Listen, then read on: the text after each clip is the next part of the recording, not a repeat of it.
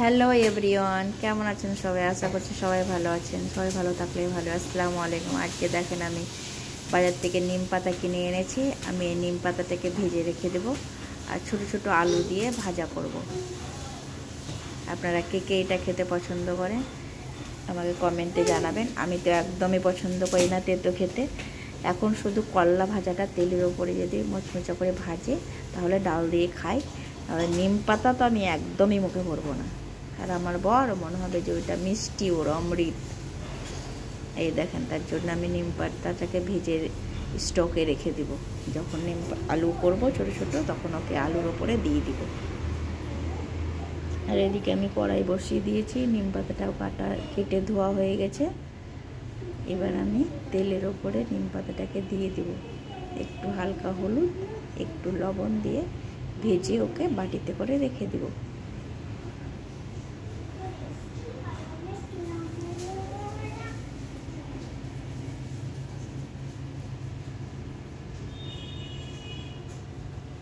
আপনারা কারা কারা তেতো খেতে ভালোবাসেন হয় কমেন্টে জানাবেন।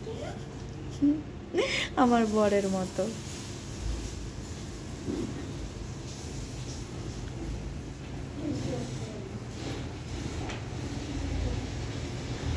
তার জন্য ভাবলাম এই ছোটো ভিডিওটা শেয়ার করা যাক আপনাদের সঙ্গে।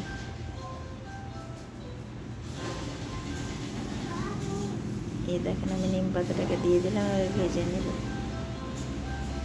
ভেজে আমি বাটিতে করে রেখে দেব।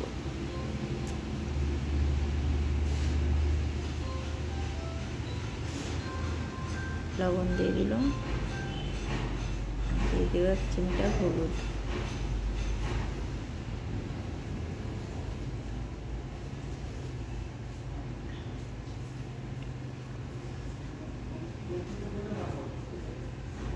শুধু মিষ্টি জিনিসে পোকা বা পিঁপড়ে লাগে না, এখন তিতো জিনিসেও লাগছে। এই দেখেন। আর এই দেখেন, আমি আলু কেটে রেখে দিয়েছি। এবার আলুটাকে সেদ্ধ করতে দিয়ে দিব। কেটে ধুয়ে রেখেছিলাম। এবার দিয়ে দিব ওতে হলুদ আর লবণ।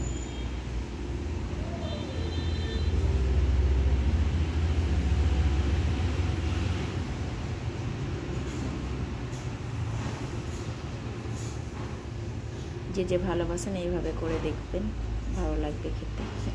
আমি তো একদমই খাবো না। আপনারা যারা ভালোবাসেন তেতো খেতে তাদের জন্য বললাম। এই দেখেন, কড়াইয়ে না ভেজে দেখেন আমার বরের কতই তাড়াহুড়ি করে এক জায়গা যাবে ভাত খেয়ে বলে। আমার বরের দেখেন কাণ্ড, ওতেই ভাজতে গেছে আমাকে না বলে। এই দেখেন, আমি একটু উঠিয়ে নিলাম আর ও নিম পাতা দিচ্ছে। দেখেন,